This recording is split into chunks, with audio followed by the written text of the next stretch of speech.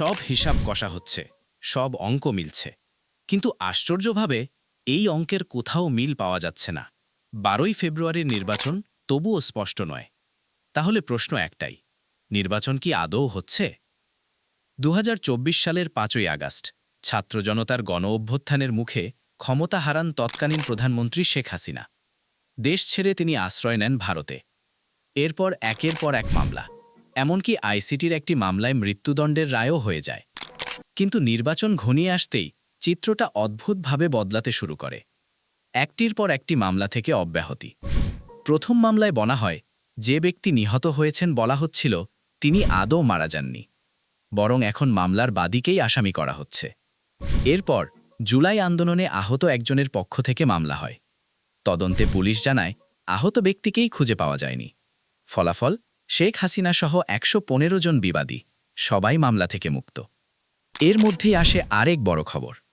দীর্ঘ 13 বছর পর আইসিটি আদালতে আত্মসমর্পণ করেন মৃত্যুদণ্ডপ্রাপ্ত মাওলানা আবুল কালাম আজাদ, যিনি পরিচিত বাচ্চু রাজাকার নামে। যে আদালতে তার বিচার হয়েছিল, সেই একই আদালতে শেখ হাসিনারও বিচার হয়েছিল। বিচারের সময় বাচ্চু রাজাকার পলাতক ছিলেন, শেখ হাসিনাও ছিলেন অনুপস্থিত। উপস্থিত না থাকায় আপিলের সুযোগ পাননি কেউই। কিন্তু এখন যদি বাচ্চু রাজাকারের রায় পুনর্বিবেচনা হয়, তাহলে কি একই রাস্তা খুলে যাচ্ছে শেখ হাসিনার জন্য?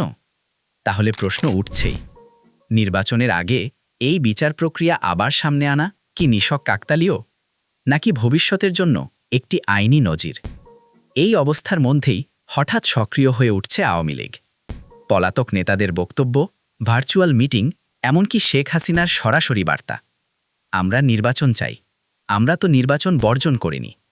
অন্যদিকে জামায়াত নেতৃত্বাধীন জোটের শরিক জুলাই আন্দোলন থেকে আসা তরুণদের দল এনসিপি স্পষ্টভাবে বলছে তারা এই নির্বাচন বর্জন করবে। একাধিক দিন, একাধিকবার একই অবস্থান। ঠিক এই সময়েই রয়টার্স ও আল জাজিরা প্রকাশ করে প্রতিবেদন। তাদের ভাষ্য, আসন্ন নির্বাচনে জামায়াতের উত্থান ভালো ফলের ইঙ্গিত দিচ্ছে। এতে উদ্বিগ্ন মধ্যমপন্থী ও সংখ্যালঘুরা। এরপর দেশ জুড়ে নির্বাচনী সহিংসতা প্রতিরোধ কমিটি।